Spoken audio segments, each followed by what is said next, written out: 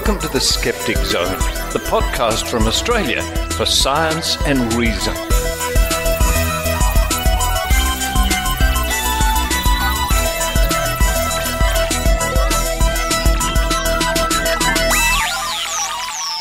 Yes, it's the Skeptic Zone podcast, episode number 542 for the 10th of March 2019.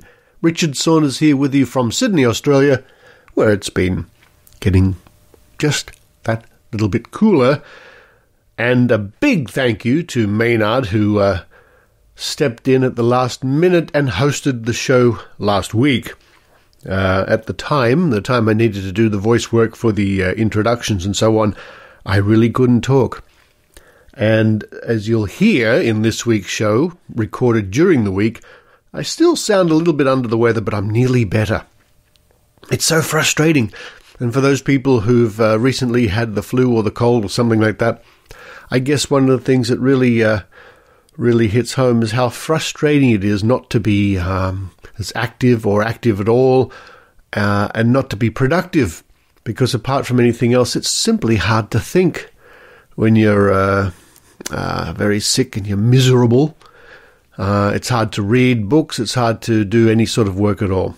So thank you again very much, Maynard. Coming up later on in the show, you'll hear about Maynard's upcoming gig in Sydney, just under a week away. And if you're a fan of the Skeptic Zone and Maynard's work, or you're a fan of Maynard at maynard.com.au, this is a great opportunity for you to go along and support Maynard in person. But coming up on this week's show, we have New Zealand Dowser Dollars down the drain. We interview the chair of New Zealand Skeptics, Craig Shearer, about how Wellington ratepayers are funding water divining in the form of a contractor using divining rods as part of their job to find underground pipes. Just when we thought we'd never see water divining or water dowsing again. Well, you know what? I'm not too surprised, I guess. I mean, it's something that's going to be around. Well, I guess it's going to be around as long as people are around, water divining and water dowsing. Following that, it's a story from the Australian Skeptics about the late Mike Willesee, the TV journalist, the pioneering TV journalist who died a very short time ago at the age of 76. He was a very well-known face and name here in Australia for his TV journalism over many, many years. And for much of that time, he had a very positive relationship with the Australian Skeptics and skepticism in general. And then it sort of went south a little bit when he, found God. And suddenly his reports and so on were somewhat less than skeptical. You'll find out why later on in the show. Then to round things up, I head to Sydney Skeptics in the pub, where in fact I gave a talk in the last week. But we speak to pub goers about old folk remedies. What do they remember from when they were kids? This cures that, or if you've got a sore shoulder, put this on it, or if you do this, this will happen. Those sort of interesting old folk remedies. Do pubbers have any from their past? Stay tuned at the end of the show for more announcements from me, but now it's time for me to run downstairs. A bit more ginger and lemon tea. A bit more ginger and lemon tea to just soothe the throat a little bit. While I do that, I hope you enjoy the Skeptic Zone.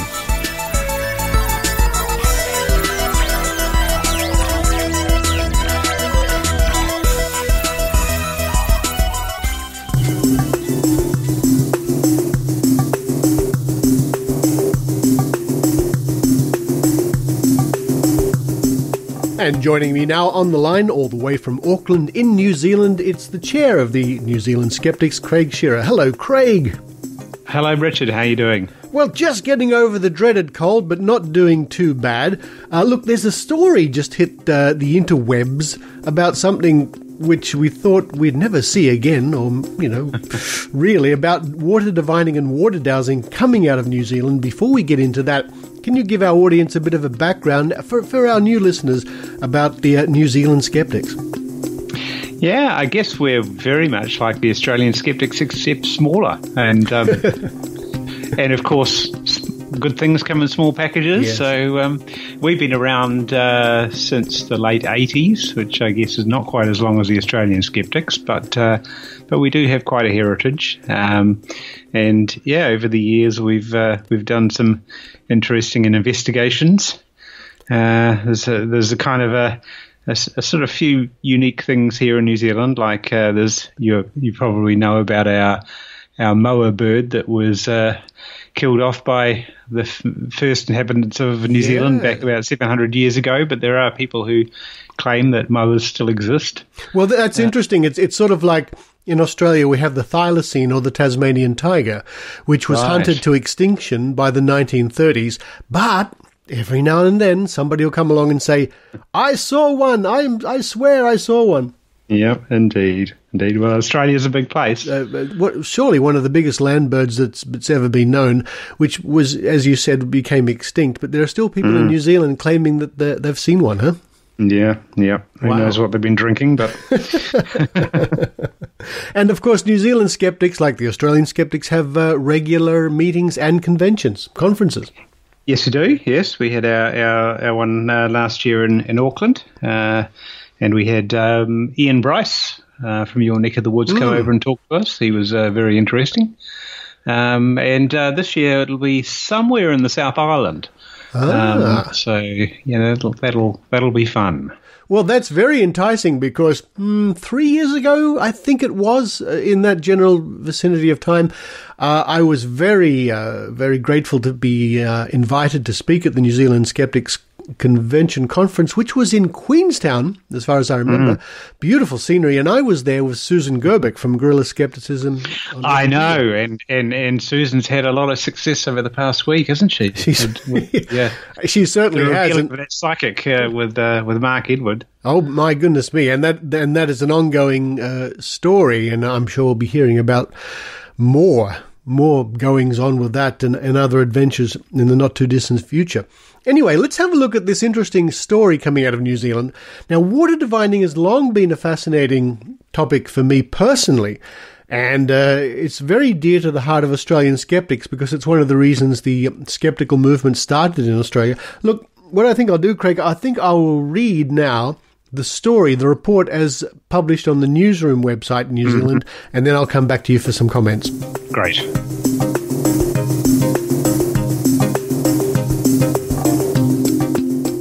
This is from the Newsroom website, newsroom.co.nz, published on the 6th of March by Farah Hancock. Wellington ratepayers foot bill for pseudoscience. Wellington ratepayers are funding a pseudo-scientific method to find buried water pipes. The contractor, Dowser, and the Wellington City Council are not concerned at the public's perception that their money has been spent on disproved science. Rather than use electronic equipment, a Dowser contractor working on a Wellington City Council project used 2 copper rods to tell him where pipes lay. The method, known as dowsing, has been scientifically proven to give results no better than random chance. Sometimes called water divining or water witching, it involves rods or a forked stick. When water is present, the rods, or stick, is said to move in the dowser's hands. Some practitioners believe this is because of a power of the rods. Others think water can send energy through the ground, which the dowser senses. Gold, who goes by that name, was returning from lunch in January and walking down Willis Street in central Wellington when he witnessed the dowsing. There was this guy in a high-vis vest using dowsing rods. He was stepping out onto the road until they crossed over each other and then bent over and painted an X on the ground. I was shocked to see dowsing rods being used. I actually asked him who was contracting this work and what they were doing. He said it was the Wellington City Council. Gold said 3 or 4 other Downer staff were present. Any of them would have seen him doing this, and nobody was looking at him sideways going, "What are they doing? Don't be so embarrassing," or anything like that. Dowsing rods represent another tool in the tool bag, according to Downer management. New Zealand Skeptics chair, Craig Shearer, contacted the company when he was made aware of the dowsing. He said initially the company wasn't aware staff were using it, but said checking confirmed it was used daily. Downer told Shearer the method is safe, and it has no plan to ban staff from using it. The choice to use it was up to the individual employees. We sort of made the point to them that this is a pseudo-science, and in the modern age we didn't think companies should be promoting this, particularly when public money is being spent, said Shearer. He asked Downer if records of accuracy were kept and was told they weren't. I think probably what's going on is that the employee is using intuition and past experience to come up with an idea about where things might be located. Downer's General Management of Business and Excellence and Reputation, Brooke Dahlberg, confirmed to Newsroom Downer doesn't keep records of accuracy. We do not actively promote this practice, dowsing. However, from time to time our teams may use this practice if it is safe. There is no additional cost to the customer and when used in conjunction with technology and service plans. When asked if Downer was concerned about the public perception of ratepayer money being used on a technique considered pseudoscience, she said no. Wellington City Council, which is responsible for the use of its ratepayers' money, was contacted by Newsroom and asked whether it had discussed the issue with Downers, how it felt about ratepayer money being used for pseudoscience, and if any mechanism was going to be put in place to stop it happening in the future. Its response was, "We have spoken with Downer, and we are happy with the response they have given you." When pressed for its response rather than Downer's, it said it had no further comment to make. Other councils do not use dowsing. When Auckland's Watercare was asked several questions in 2017 through an Official Informations Act request, a curt 12-word response was given. Watercare does not use this technique. The company uses sophisticated electronic devices. Yesterday, Watercare confirmed to Newsroom this was still the case. Several other Official Information Act requests were made in 2017 about the use of dowsing to various councils through the FYI website. Responses ranged from no to not being aware if it had been used. Few councils said in the past it may have been used. Scientists think the movement of the dowsing rods or sticks is due to what's called the ideomotor response, where people's subconscious minds influence their bodies to move without them consciously realizing it's happening. This is similar to how scientists explain how Ouija boards appear to work. Several studies have been completed to test whether dowsing works. Amongst them, a 1948 New Zealand study tested 75 dowsers. None had results more reliable than chance. In 1991, a German study offered a US $10,000 prize. 30 dowsers were tested for their ability to find pipes with running water buried under a field. Their results were no better than chance and the prize was never given out. In 1990, a study of 500 dowsers found 6 of the test subjects had a high rate of success finding water pipes. However, the statistical methods of the study have since generated criticism. And as an aside, of course, I will mention that in 1980, there was a major test of water diviners here in Australia, headed up by James Randi. And since then, there have been other water divining tests here in Australia with many, many water diviners. The results coming to chance alone. We read on. Professional dowsers do operate in New Zealand. Grant Birchall says he has a 99.9% success rate and can find hot or cold water. He offers his services in New Zealand and abroad and says he can even douse from a helicopter. He describes his ability as a gift, which came to him late in life. I am connected with the magnetic field, the North and the South Pole. I can go onto a property, it doesn't matter what size it is. I will find every bit of water on that property. I can decipher if it's hot or cold and how deep it is to get to it. He said he had no problems finding water in pipes. Gold, who witnessed the Dowser in action, said he's since seen the footpath and part of the road was excavated close to where the Downer contractor marked the spot. He doesn't know if a water pipe was found. If that pipe wasn't there, the extra effort needed to dig up and discover it wasn't there. That's a cost of using dowsing rods. New Zealand Skeptics Chair Shearer says he's speaking with the media now after giving Downer time to respond to emails regarding the January incident and talking internally with other New Zealand Skeptic members. He said he received lengthy responses back from Downer which stressed safety and oddly included 2 paragraphs about Downer's health and safety strategy. We are pleased they got back to us with a serious response. I think it would be good if they took our concerns more seriously and looked into the practice and realised that it actually provided no value. It just makes them look silly.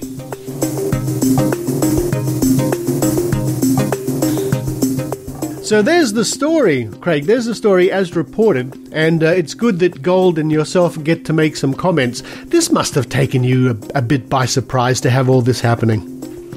Yeah, well, Gold was the guy who actually spotted it, and for reference, Gold is actually a past chairperson of New Zealand Skeptics. So, but he lives down in Wellington, and he happened to be walking to work one day and spotted an employee of a company called Downer, and I believe they're actually an Australian company, but they have branches here in New Zealand as well. Right, and they are basically sort of contractors to city councils and all sorts of other stuff here. So, and I believe they were contracted to do some digging up of footpaths in order to replace water pipes underneath. And so Gold happened to be walking to work, and he spotted this guy using a pair of divining rods. And as you imagine, they're crossing, and then then he got somebody to spray the footpath where they crossed. And so Gold was a little incredulous at this, thinking, oh my goodness, we've got a water diviner here.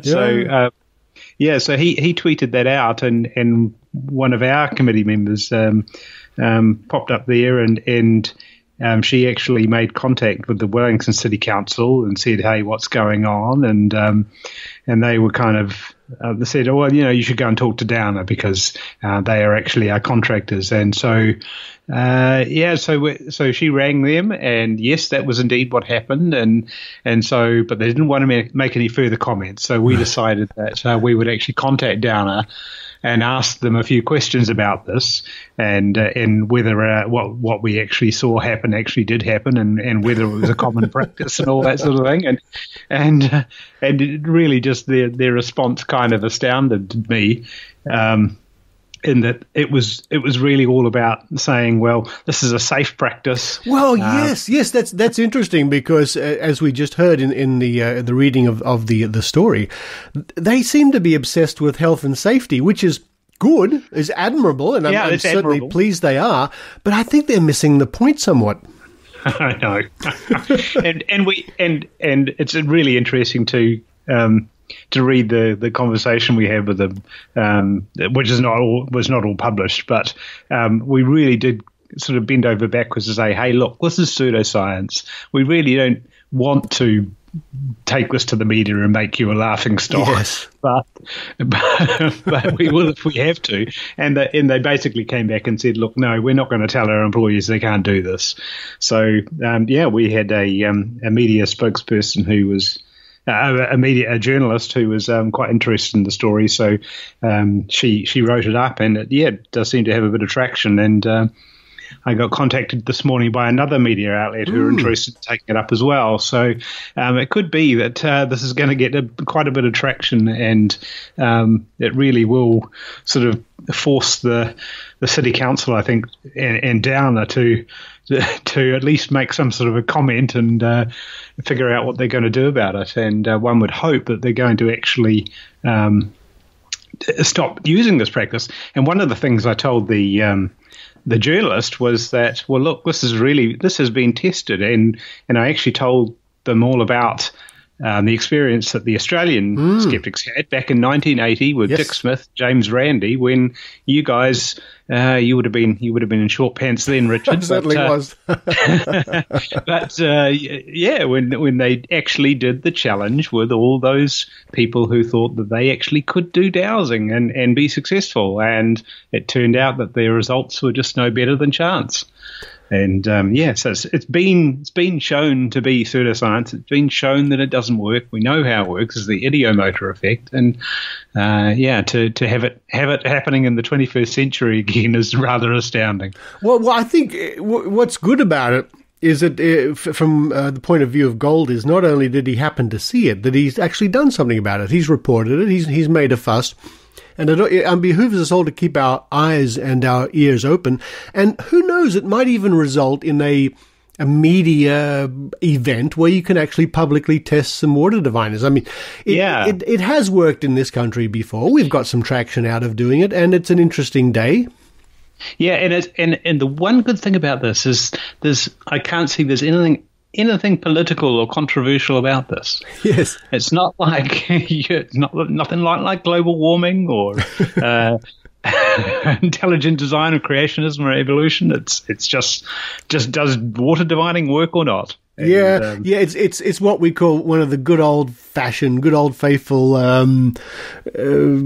skeptical topics. Skeptical topics. You know, it warms the heart when you think about these great topics. Well, Craig, all power to you. If there are going to be any further developments, please keep me in the loop. Keep me in the loop, and especially if it looks like there's going to be a water divining test in the offing, I'm more than happy to,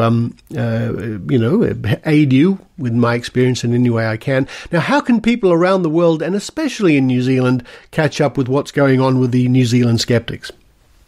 Well, we have a bunch of outlets, actually. Probably the most active of ours is just on Facebook. We've got a page, a New Zealand Skeptics page on Facebook, and we're also on Twitter, where we're very active.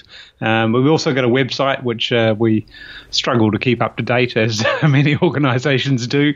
But if you want to check us out, we're at skeptics.nz. All right, so there's the word, folks. Look, I'll link to all that in the show notes. And please keep me up to date as to your convention, your conference later on this year. And we just love having Australians come over and attend the conference, because it's just nice. It's usually a nice little intimate conference. There's not too many people, and it's really great to be able to talk with like-minded people from across the Tasman. It certainly is. Well, maybe if we talk it up, we can get it to be a bigger conference. Excellent. Any excuse to go to New Zealand. But for now, Craig Shearer, thank you very much. Thanks, Richard.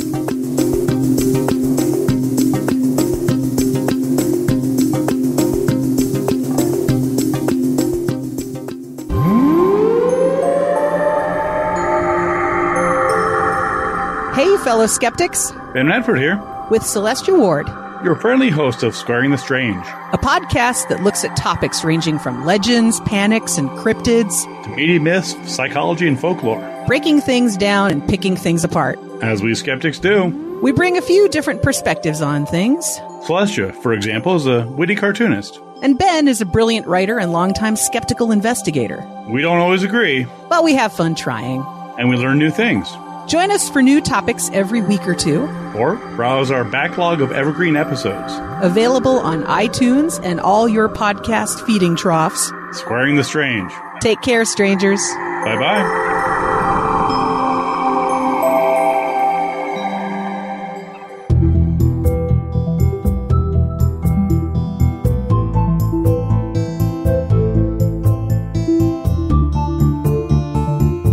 Last week we learnt of the death of famous Australian TV journalist Mike Willesee.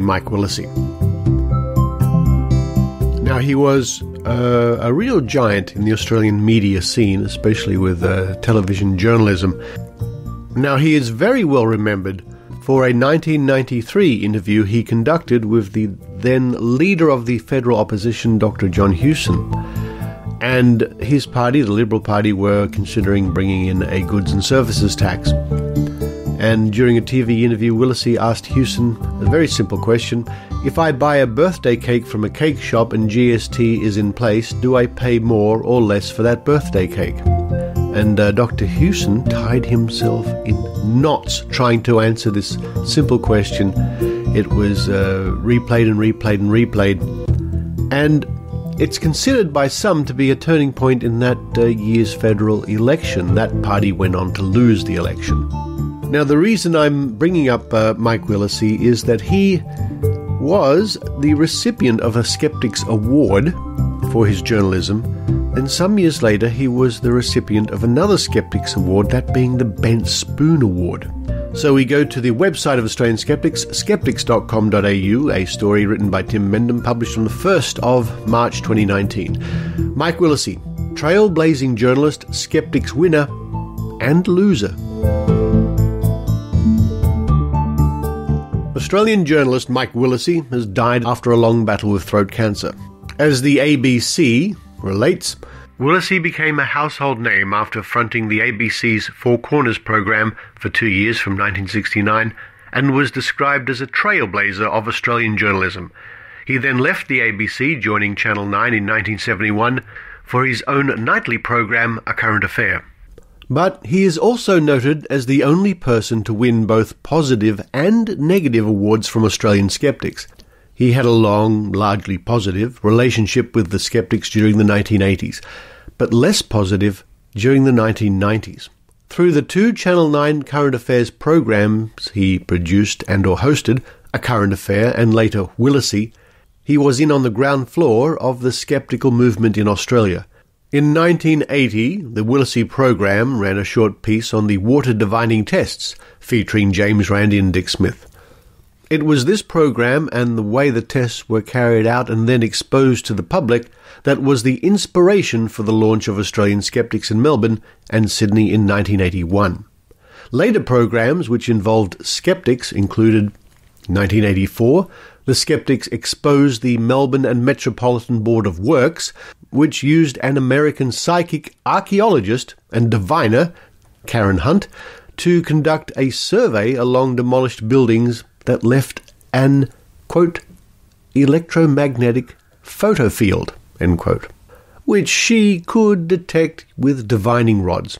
Hunt used her rods to draw an alleged reconstruction of the former farm at the Works Historic Park at Point Cook. Her reconstruction resembled an American Midwestern farm of last century. The general manager of the works said that she was delighted with her findings. Willesee arranged for a satellite television interview between James Durand, the then Secretary of Australian Skeptics, and Ms. Hunt. The works was awarded the Bent Spoon. In 1985, the zoological world was stunned by the discovery of a flabbit, a flying rabbit, in the outer suburbs of Sydney. The find removed murder and mayhem from the front pages of Sydney papers, and it was also the lead story on the Current Affairs programs hosted by Willesee, who went on to call it one of his stories of the year. It should be added that his coverage was totally tongue-in-cheek. Also in 1985, 5 Queensland academics took the lid off creation science at a seminar held at the University of Queensland.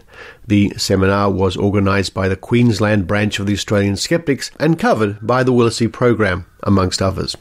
In 1986, Australia was honoured with a visit by the Reverend Brother Willard Fuller, a psychic dentist from America. According to Fuller's wife, "The visit brought lots of media attention. The commentary about our healing work was done by a news program comparable to the 60 Minutes program here in the States," meaning Willesee. Close viewing of the Willesee broadcast revealed that the Reverend's teeth were not exactly in pristine condition. The Findhorn Festival group won the Bent Spoon for sponsoring Fuller's visit. In 1987, the Willesee program conducted tests on racing car driver Peter Brock's polarizer, which was a small box that attached to the fuel pipe of a car to make it run more efficiently. They used a car that had travelled 40,000 kilometres after a polarizer had been personally fitted to it by Brock. Neither the car owner nor the motoring journalists Paul Weitzel and David Morley could detect any difference in the performance between the car when fitted with the polarizer or a day later after the polarizer had been removed. Brock went on to win the Bent Spoon. In 1987, Willesee's company Transmedia Productions won the Skeptical Journalism Award for a program on Uri Geller. The show consisted of a confrontation between Uri Geller and Ben Harris, a magician and member of Australian Skeptics. Ben Harris' report on the event appeared in The Skeptic, Volume 7, Number 1. In 1988, the experience of the Knowles family, in which they were driving across the Nullarbor, and as an aside, that is a vast area of desert in Australia, driving across the Nullarbor when a UFO supposedly attacked their vehicle and lifted it off the ground, was initially only discussed with the police, but the story leaked to the media. The family were intercepted on their way to Adelaide by Channel 7, Adelaide, producer Frank Pangello, for the Hinch current affairs program. Pangello reportedly offered the family $5,000 for an interview on condition they do not discuss the story with any other media group for 3 months. Pangello was later reported to have claimed that the Mike Willesee program was not far behind him, and the Knowles might have collected $20,000 had they been more patient.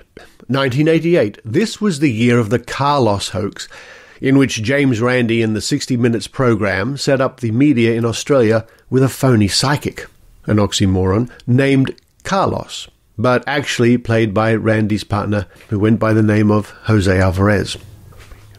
The most dramatic turn of events, however, concerned Mike Willesee and the Channel 9 head of current affairs, Peter Meakin, who was also employed by Willesee's Transmedia production company. Apparently Meakin was in on the scam, but did not inform Willesee, who was thus led to make statements later found to be untrue, such as saying that Carlos was big in the United States. Willesee was in the US at the same time the program went to air, and was hosting only because normal host Jana Wendt was ill. Therefore, he was being fed his information from Sydney, which was then transmitted back to Australia. As the Skeptics were involved only on the periphery of the scam, it was felt that the relationship with Willesee might have been soured due to his being caught out. Also in 1988, the Willesee program was runner-up in the Skeptics Journalism Award for an expose on a New Zealand colour therapist. The bent spoon. Despite the ups and downs of the relationship, it was generally felt that Willesee had helped the Skeptics spread the word about the failings and outright cons of the paranormal world. It was disappointing, then, to see Willesee later abandoning his own skepticism and endorsing miraculous apparitions and manifestations such as the Shroud of Turin and Stigmata. In 1999, Willesee was given the Bent Spoon Award for the documentary Signs from God. The program rehashed a plethora of bleeding and weeping statues, stigmatas, and other pseudo-religious claptrap, as the award citation read. It sought to give this nonsense a patina of respectability by consulting various scientists and theologians, only to ignore the contributions in favour of sensationalism. Despite its claims of skeptical investigation, this show differed in no significant way to the rash of other nasty millennial doom-crying tripe being pushed down our throats by TV channels as the calendar rolls along to 2000. Playing on people's fears might be good for ratings, but it ignores the real harm that it can do to vulnerable people whose grasp on reality is in some way under attack. As too often happens after one of these irresponsible pieces has been to air, Australian Skeptics was contacted by a seriously distressed woman who had been so disturbed by what she had seen that she feared for her sanity. We could only tell her that such programs were junk TV and were designed to rate and not to inform. It was a sad end to a once productive relationship.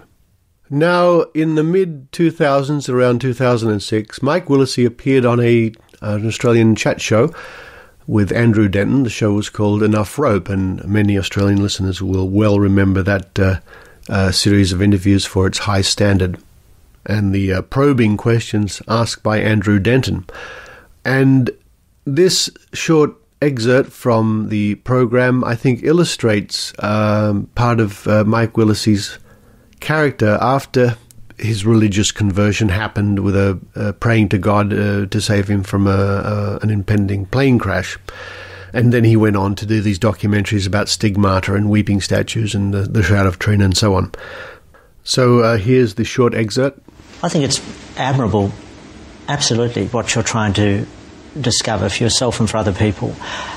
I wondered, though, which is why I was asking about your frame of mind, your desire to believe, why in these circumstances, with the stigmata, for instance, with Cartier, which you absolutely believe to be real and you've overseen the verification of it, why not hand that over entirely to people that aren't carrying any of the religious or psychological baggage you're carrying?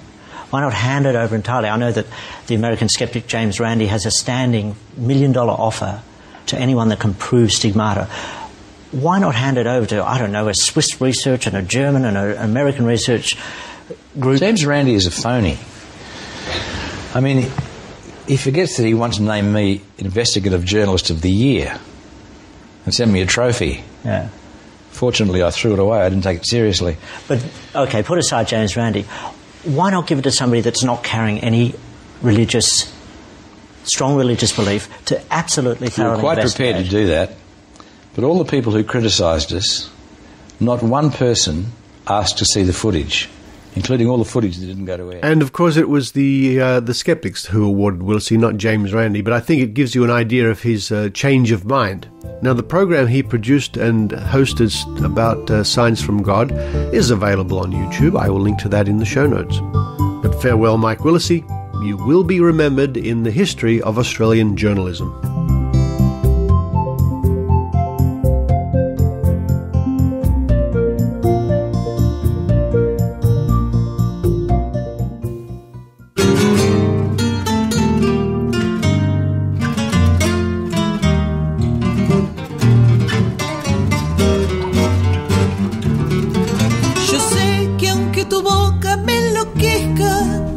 Hola, les habla Paula desde la hermosa ciudad de Buenos Aires, en Argentina. Cuando escuchamos podcasts, escuchamos los mismos que escucha todo el mundo, como The Skeptic Zone. Ojalá puedan venir a visitarnos algún día. Los esperamos con nuestras riquísimas comidas locales y hasta podemos ir a bailar un tango. Mientras tanto, sigan disfrutando de su dosis semanal de ciencia y pensamiento racional. ¡Chao!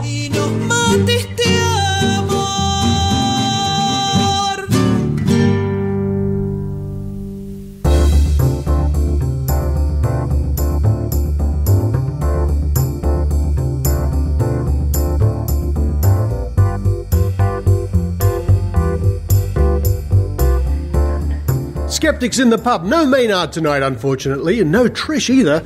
And we're just here setting up before. I got Tim Benham, the editor of the Skeptic magazine. Tim, tonight's question is about folk remedies. Mm-hmm. The old things you used to hear because of my hopefully fast disappearing cold.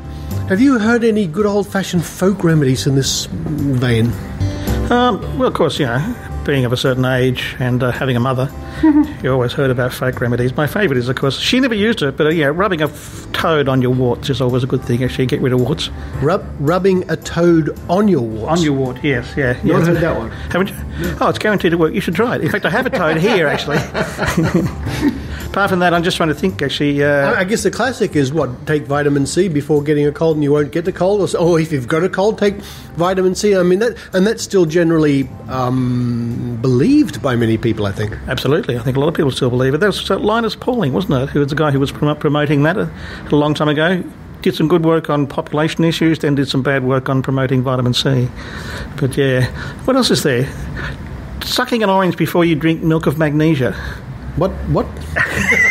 You're talking folk remedies, mate. You've got to go back to the folk, right? Never had milk of magnesia. Milk of magnesia was this thing you used to drink and it would show up your stomach in an X-ray. Oh. It was absolutely appalling thing. So it would make you throw up all the time. So sucking on an orange would try and ameliorate, stop you throwing up all over the X-ray machine. Oh, I see. So we'll combine that with a toad and we're on a winner. It was like drinking chalk. All right. We'll just... let me go through the crowded pub. There's only two other people here. Folk remedies. Things from days of yore that people once sweared at or on. What do you think? Well, my dad always told me when I had a cold to suck on a lemon. Yeah, the vitamin C, right? Yeah, for the vitamin C. And I had a teacher once that told me if I had warts that I didn't want, I could sell them to someone, and that would work. I haven't thought of that one. Thank you very much for your insights.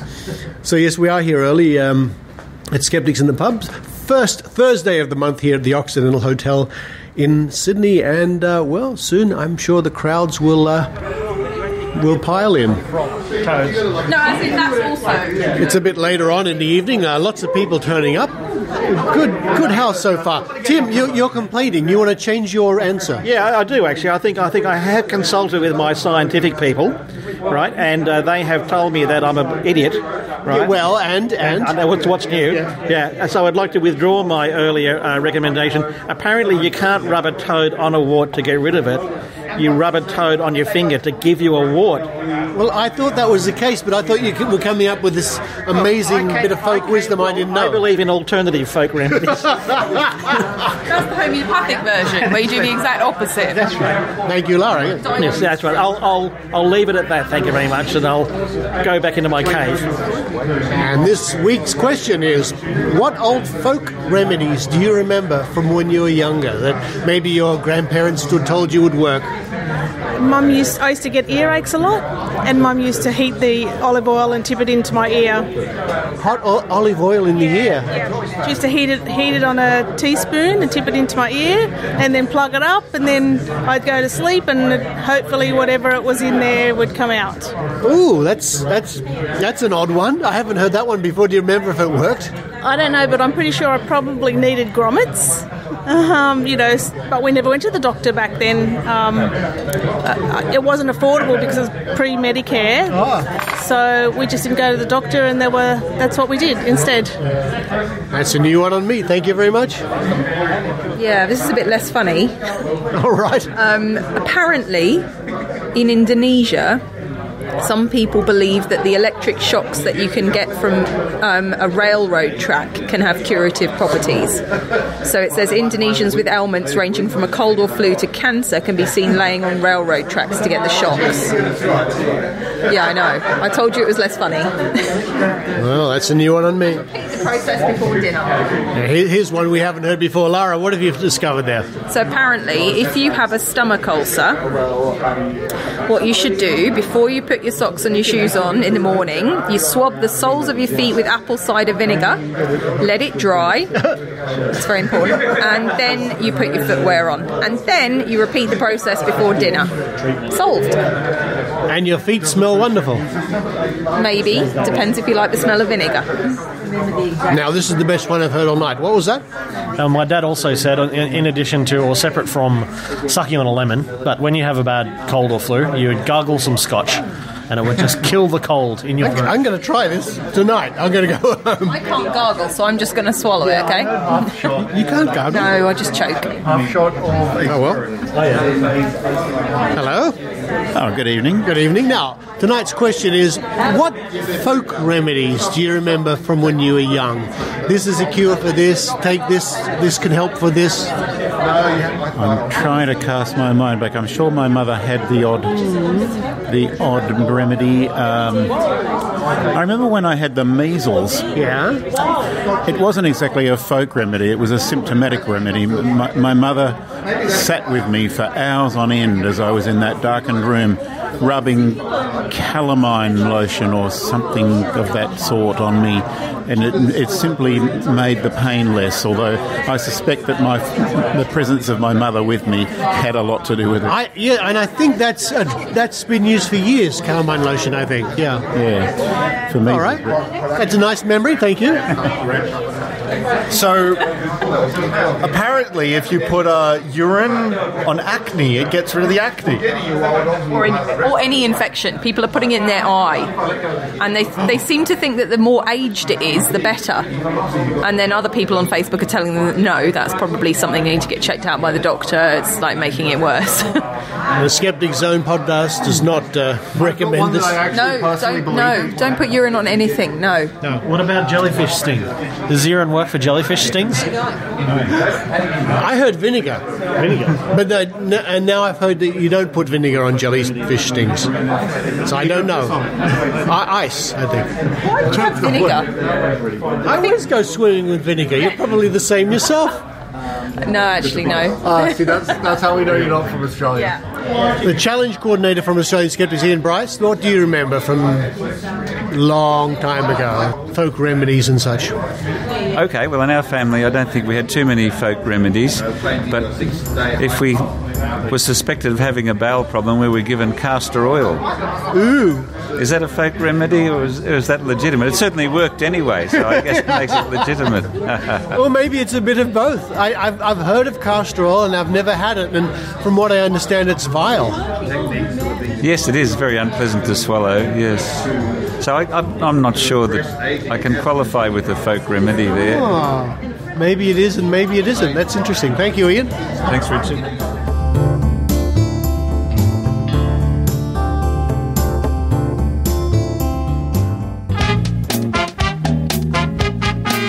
Are you tired of going out and not being able to find the kind of music that you like to dance to? Like that? Well, you need to come to Maynard's Love Shack next Saturday night at the Red Bar upstairs at 36 Glebe Point Road in Glebe in Sydney. We'll be going crazy there. I'll be supported by the legendary Lance Leopard as I play the kind of music you want to dance to. Stuff like this. Sometimes I feel I've got to. Stuff like this. The only way is up. Stuff I really like this. But if you want to, you can always dance to the kind of stuff you like. Actually, I might play that tune next Saturday. It's not too bad. That's Maynard's Love Shack. More details on the very, very front page of maynard.com.au. See you there next Saturday. Can skeptics dance? I know they can drink. Well, can skeptics dance? I don't know. I'm full of incertitude. What's that mean? Did Saunders write that? Incertitude? Is that something rude? Maynard's Love Shack. Next Saturday night, 8 midnight, 36 upstairs at the Red Bar, Glebe Point Road in Glebe. See you there, and oh, look, I might even play this. I got us on a mountain top.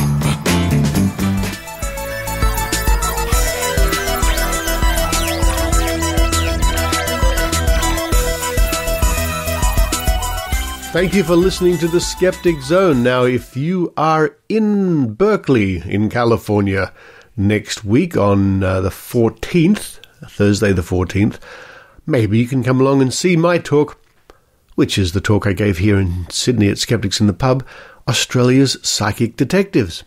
Just how many crimes have so-called psychic detectives solved in Australia? How do their claims stack up to results? Do police really call upon the paranormal to find missing people? Join Australian skeptic Richard Saunders as he examines some famous crimes and the alleged supernatural connection. Also, Richard will give an overview of the world's most comprehensive study into psychic predictions. For more information, just head to baskeptics.org. And that means that next week's show and shows coming out for a few weeks after that will be from California. Always good to catch up with people like Dr. Eugenie Scott and my friend Moriel, who works at Wikimedia. Thank you to all those people who continue to support the show financially at skepticzone.tv via Patreon or PayPal. And once again, don't forget, if you're in Sydney next Saturday, to go along to see Maynard's gig in Glebe. And I'm very sorry I won't be there, simply because I'll be on the other side of the planet. But for this week, this is Richard Saunders signing off from Sydney, Australia. You've been listening to the Skeptic Zone podcast. Please visit our website at www.skepticzone.tv for show notes, contacts, and to access the back catalogue of episodes going back to 2008.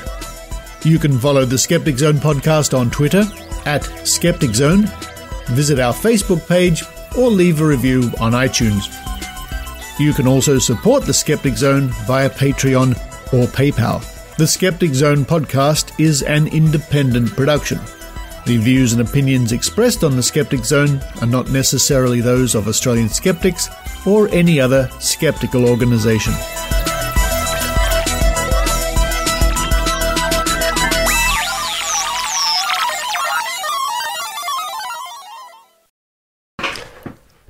Hello, people who listen after the music. Haven't done this for a week or two. Don't think, have I? Anyway, here we are. 10-sided die. Going to roll it 3 times for those people new to this. It's a psychic test. It's a bit of fun, that's what it is. But, you can pretend it's a test of your psychic ability. I wonder if there's anybody out there over the, I guess, almost a year I've been doing this on and off that have got all 3 numbers.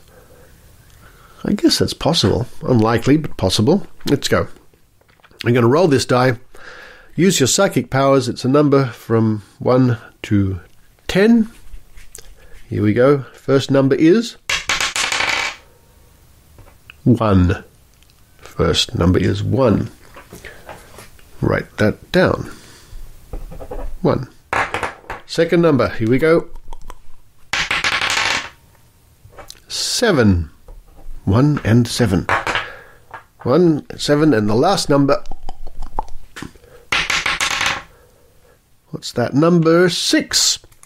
So today's lucky numbers, winning numbers, psychic numbers are 1, 7, and 6.